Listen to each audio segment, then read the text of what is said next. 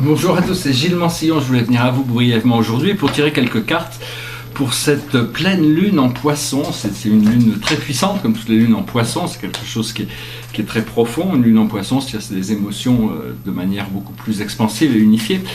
Il faut comprendre que les nouvelles énergies qui sont actuellement, que l'on vit actuellement, sont vraiment en préparation. Cette éclipse qu'on vient de passer est officiellement l'entrée dans l'âge du Verseau. Donc c'est à nous de croire, de choisir, de travailler avec cette nouvelle vision, ces nouvelles phases d'existence plus connectées, disons, quitte à permettre tout le monde de choisir son rythme, d'y aller à son rythme. Mais enfin bon, il ne faut pas attendre, il faut vraiment bouger, il faut commencer à intégrer ces pouvoirs. On a tous des cadeaux, des dons, des spécificités qui nous sont propres et personnelles. Il ne faut pas hésiter à utiliser ces nouveaux pouvoirs, ces nouvelles intuitions, suivre la guidance le plus possible, savoir qu'on est bien connecté à tout moment et on peut se reconnecter à n'importe quel moment. La vie est toujours présente. Personnellement, je suis toujours au niveau de mon éducation personnelle. Là, je suis toujours en 33e lecture du livre de Thoth. Là, je commence à rentrer en connexion consciente avec le maître Orlette, le maître de Undal. Et donc voilà, des nouvelles initiations sur le domaine de la magie, le domaine de la science transcendantale. Et donc vraiment, on s'ouvre sur quelque chose toutes ces énergies qui ont été intégrées à travers l'été vont vraiment pouvoir s'harmoniser avec l'équinoxe qui arrive, et donc tout sera en balance, en harmonie. Mais sachez que c'est déjà là, l'ordre divin. Appelez l'ordre divin, appelez votre source, quand vous appelez Dieu, quand vous appelez votre source, vous réveillez vous-même, vous vous rappelez de votre essence divine, vous vous rappelez de votre véritable nature qui est l'amour et la lumière. Il n'y a vraiment rien d'autre qui soit plus important que ça, de se souvenir à tout moment de savoir que la nature de qui nous sommes, c'est la lumière. Nous ne sommes pas autre chose. Tout le reste n'est qu'une illusion temporelle qui a été faite pour partager des expériences. Donc voilà, je vais tirer 4 cartes pour voir un petit peu pour cette lune. Alors, quelle est la plus haute sagesse que l'on puisse comprendre aujourd'hui? Alors, c'est le dernier rire, c'est-à-dire arriver à prendre toutes les choses avec humour, toutes ces choses qui peuvent encore nous paraître lourdes, difficiles à gérer. Et toutes ces choses doivent sortir. On ne peut pas accepter de vivre dans la grâce, le bonheur, la joie.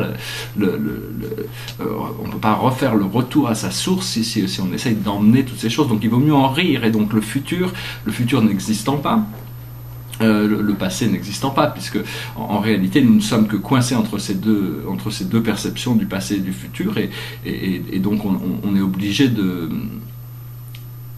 tout ce qu'on fait dans le présent et influence notre futur. Donc c'est important d'arriver à bien comprendre, mettre les choses, avoir du discernement sur les choses, sur ce qui pour pouvoir lutter contre ces parties sombres de nous-mêmes et encourager la partie lumineuse de nous-mêmes.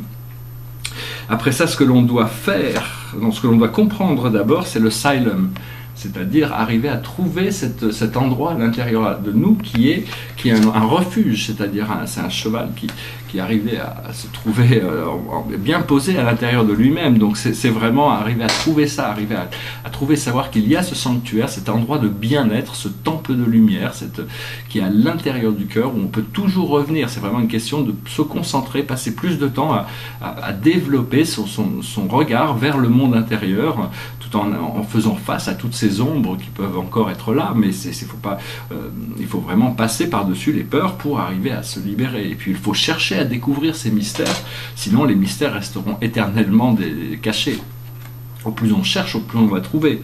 Ce que l'on doit faire, c'est la méditation, c'est le cremation ground, c'est la transcendance, c'est s'élever au-dessus des choses.